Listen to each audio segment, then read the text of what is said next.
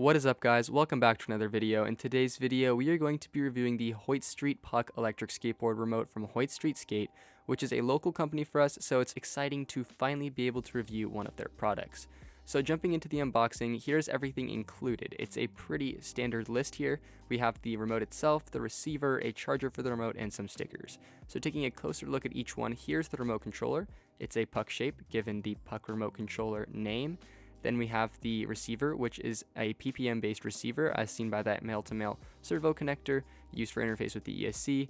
We also have a micro USB charging cable that's extra long, which is super nice to be able to charge your remote with. There's also some stickers included, which are always a nice touch. And then finally, there's a small instruction pamphlet, which gets you ready to use this remote and tells you how to set it up and get going.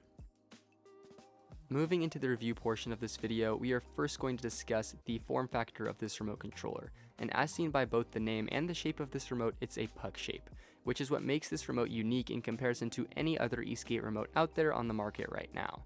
There's grip tape lining both sides of the puck remote controller for added grip, as it does have a slick shell.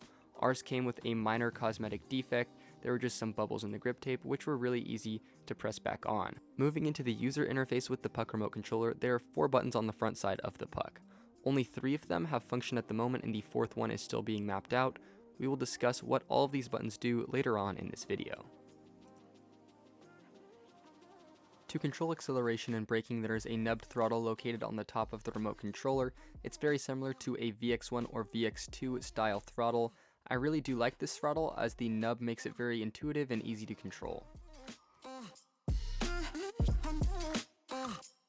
The remote is charged via the micro USB port on the bottom of the puck remote controller, very standard across a lot of remote controllers. The puck also comes with a very nice lanyard. It feels nice and durable, and it's made from a very premium material. Now let's get into the receiver, and the receiver used on the puck remote controller is a PPM based receiver. This is different than a lot of the other remotes and receivers that we've reviewed in the past, as they are UART based and plug into the UART port on your VESC. This one is PPM based, basically just meaning it plugs into the PPM port. This remote comes with your standard servo cable. All you'll need to hook it up to your ESC is a male servo cable that plugs into your ESC. Now we're going to do a quick tutorial of how to set up the puck remote controller on your ESC. We are using the Fockbox Unity for this tutorial, but pretty much any ESC you'll use will have a PPM input location. On the Unity, it's on the far left of all the JST connectors. There's a 3-pin JST port, and you'll just need the 3-pin JST to male servo cable connector adapter. You can then plug in that male end to the receiver on the puck remote controller, just making sure to align the black, white, and red wires in the proper order. It's a very easy and simple setup from a hardware perspective. We set the app configuration within the VESC tool, as we are using a VESC, to be PPM only as the input.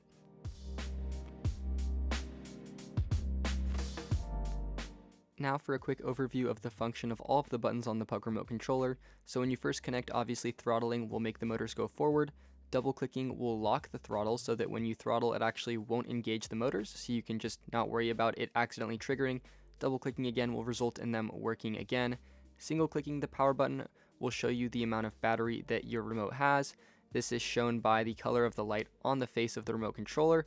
According to the pamphlet, greater than 50% battery is blue, 11 to 50 is green, 6 to 10 is yellow, less than 5 is red, and then less than 2% results in the remote beeping. That's it for the power button, so now moving on to the R button. Holding down the R button actually won't put your board into reverse, but will instead switch the direction that forward is on your throttle. So basically it makes it so you can hold this remote left-handed or right-handed and have the buttons facing inward. So there's no specific reverse button on this remote controller, which is interesting. Moving on to the top right corner button, the M button switches the speed mode you're in. Click it once, it'll buzz once. Click it twice, it'll buzz 2 times. Click it a 3rd time, it'll buzz 3 times. 3 beeps is the high speed mode, and 1 beep is the lowest speed mode. A feature that I really love about the puck remote is that if your remote's on but your board isn't on, the remote will start beeping at you, which is a great reminder if you finished riding and you remember to turn your board off but you forgot to turn your remote off. Now let's get into the ergonomics of the puck remote controller and how it fits in the hand. When I first started using the puck remote controller, it was an absolute nightmare in terms of its comfort.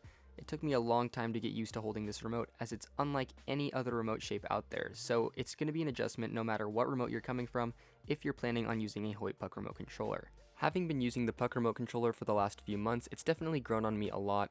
It's personally not my first choice for remote shape, but it's not terrible either. Something that I do really appreciate about the puck remote is the nubbed throttle. It gives me good intuitive control over the actual throttle of the board. It's just the actual fit on the rest of my hand that bugs me when holding this remote controller. I've been using the puck remote for around 3 months right now, so I'm going to be going over some of the things that I like about this remote and some of the things that I don't like as much with this remote, starting with what I think is the highlight of the puck remote, and that's its channel hopping ability. The puck remote channel hops every microsecond across 16 different channels, meaning that it evades any sort of interference and is basically disconnect proof. By the time your remote's disconnected from the receiver, it's already hopped to a different channel, meaning that it's almost impossible to have a dropout or become disconnected. This makes the puck remote one of the best remotes right now in terms of its safety because it's dead reliable and you can always count on it to keep a secure connection with your board. Another thing that I really love about the puck remote is its customizability, and they sell 2 different versions, the bamboo and the nylon. We are reviewing the nylon. It's a little bit cheaper, but the nylon version comes in several different color waves, so you can customize it in that sense, and the bamboo one comes in several different wood stains, so you can really get the exact color that you want on your eSkate remote controller. Additionally, you can tune the exact throttle tension that you want. They sell custom springs that you can put in your puck remote, so you can get a custom feeling throttle. I also love the safety feature in the lock mode, as it allows me to keep my board and my remote on, but put my remote in my pocket without the fear of flinging it across the concrete. A quick note about this mode is that the remote always glows blue when it's in the locked mode. According to Hoyt, the puck remote has up to 8 hours of battery life, and while I've personally never tested this out by fully draining the remote, it's always had more than enough battery for me.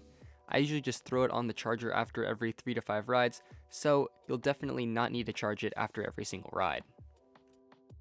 Next, I'm going to be talking about the things that I don't appreciate as much about the puck remote controller and that I think would be great future improvements for Hoyt to implement into a future remote, starting with the remote shape. And I know I said that the puck wasn't that bad and that it grows on you, however, I think there are already proven shapes out there for eSkate remotes that would make this remote so much better and more user-friendly. The puck simply doesn't have an ergonomic design, and if there's one thing that I had to complain that prevents me from using this on my daily driver, it's the shape of the remote. The second thing is that the puck is a pretty basic remote. There are only 4 buttons on the face of this remote controller, and one of them doesn't even do anything. A screen of some sort has kind of become a standard across a lot of remotes, and I think the bar has been set a little higher since the release of the puck remote, so a screen is a definite needed upgrade on this remote, as it's really lacking a lot of cool features that these newer remotes are getting.